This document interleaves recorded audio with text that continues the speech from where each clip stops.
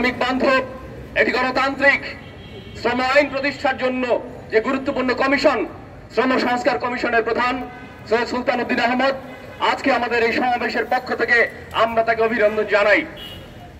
প্রিয় সংগ্রামী সাথী ও বন্ধুগণ, এইখানে আমাদের যে ব্যানার, এই ব্যানারের যে দাবি, এই দাবি আজকের কোনো নতুন দাবি নয়।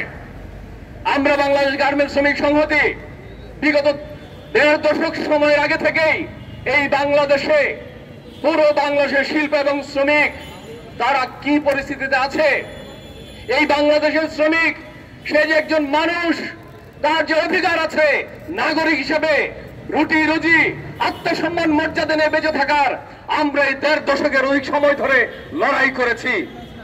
আমরা লড়াই করতে গিয়ে আমরা গ্রেপ্তার হয়েছি, পুলিশি হামলার শিকার হয়েছি, এলাকার পাড়ার মাস্টার বাহিনীর হামলার শিকার হয়েছি, আমাদের হাসপাতালে বেডে কাতরাতে হয়েছে, আমাদের বিগত কমিটির সাধারণ সম্পাদক গত মজুরি আন্দোলনের সময় তাকে গ্রেপ্তার করে দীর্ঘ সময় কারাবরণ করতে হয়েছে। তাই বাংলাদেশ গার্মেন্টস শ্রমিক সংহতি বিগত 1.5 দশক ধরে এই বাংলাদেশে গার্মেন্টস শিল্পের সমস্ত শ্রমিকদের জন্য আমরা লড়াই করেছি। আমরা লড়াইটা বন্ধ করি নাই। নতুন সরকার হয়েছে এবং এই সরকারের যে বড় যে ভিত্তি, সেই ভিত্তিতেও 2024 সালের যে জুলাই আন্দোলন, যে জুলাই ছাত্র জনতা এবং শ্রমিকের যে অভ্যুত্থান, সেই অভ্যুত্থানেও গার্মেন্টস শ্রমিক সংহতি সহ বাংলাদেশের গার্মেন্টস শ্রমিক সহ সমস্ত শ্রমজীবী মানুষ সারা বাংলাদেশে লড়াই করেছে ফ্যাসিবাদকে উৎখাত করার জন্য। আমরা জীবন দিয়েছি। এই বাংলাদেশে যত ছাত্র জীবন দিয়েছে তার যত অধিকারে শ্রমিক এবং শ্রমজীবী মানুষ এই জুলাই আন্দোলনে জীবন দিয়েছে। তাই এই নতুন বাংলাদেশ কিভাবে চলবে? এই নতুন বাংলাদেশ কি বিগত 1.5 দশক ধরে হাসিনার ফ্যাসিবাদী শাসন কাঠামোতে যে নির্মম নির্যাতন নিপীড়ন চলেছে তার ভিত্তিতে চলবে, নাকি এই বাংলাদেশ অধিকাংশ মানুষ যারা শ্রমিক তাদের জন্য একটি গণতান্ত্রিক শ্রম আইন, তাদের জন্য এমন একটি মজুরি, এমন নিরাপদ পরিবেশ, সেই ভিত্তিতে বাংলাদেশ চলবে?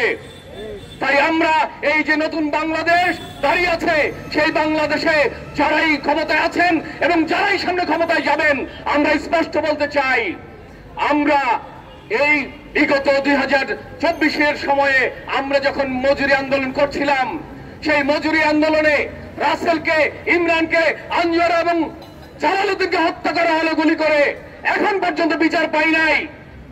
এই বাংলাদেশে 2012 সালে তাসরিনে যখন 117 জন শ্রমিককে আগুনে পড়ে হত্যা করা হলো, আমরা তার বিচার পাই নাই। ঠিক 1 বছর পরে 2013 সালের সারা দুনিয়ার ইতিহাসে 24 এপ্রিল রানা প্লাজায় 1175 জন শ্রমিককে ভবন ধসে হত্যা করা হলো, আমরা তার বিচার পাই নাই। এই বাংলাদেশে হাজার হাজার শ্রমিক হত্যা হয়েছে, অবিলম্বে তার ট্রাইব্যুনাল করে সমস্ত শ্রমিক হত্যার বিচার করতে হবে।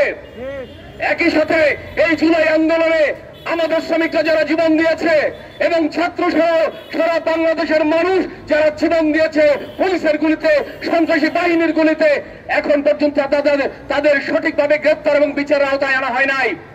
আমরা নিন্দা জানাই, অবিলম্বে এই জুলাই আন্দোলনের হত্যাকারীদের গ্রেপ্তার করুন। একই সাথে অসংখ্য হাজারো হাজারো মানুষ চিকিৎসার অভাবে ভুগছেন, তাদেরকে সর্বোচ্চ মাত্রায় গুরুত্ব দিয়ে চিকিৎসার আওতায় আনুন। আমরা বলতে চাই যে 2006 সালের যে শ্রম আইন তৈরি হয়েছিল, যে শ্রম আইন একটি ভয়ঙ্কর অগণতান্ত্রিক, একেবারে একপেশী মালিক স্বার্থ বিরোধী, সেই শ্রম আইনকেও 2008 সালে, 13 সালে, 18 সালে বারবার শ্রম বিধিতে কাটা ছেঁড়া করে এটি এমন একটি মালিকের স্বার্থের সর্বোচ্চ পুঁজি একটি শ্রম আইন, ভয়ঙ্কর আইন করা হয়েছে।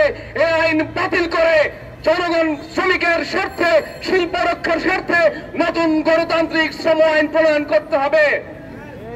প্রিয় বন্ধুগণ, বাজারে জিনিসের দাম কমে নাই। রবি মৌসুমের প্রভাবে হয়তো শীতকালীন সবজির দাম কমেছে, কিন্তু মার্চের পরে এটা কি হবে আমরা জানি না।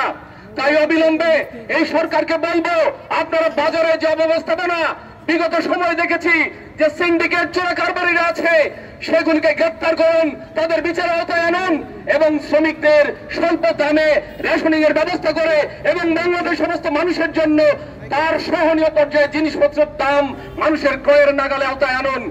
একই সাথে এই বাংলাদেশের যে মজুরি, এই 12,500 টাকা তামাশার মজুরি, এটি বন্ধ করে এই 2025-এর উপযোগী বাজার দরের সাথে সঙ্গতি রেখে নতুন ভাবে আমাদের ন্যূনতম মজুরি নিশ্চয়তা দিতে হবে।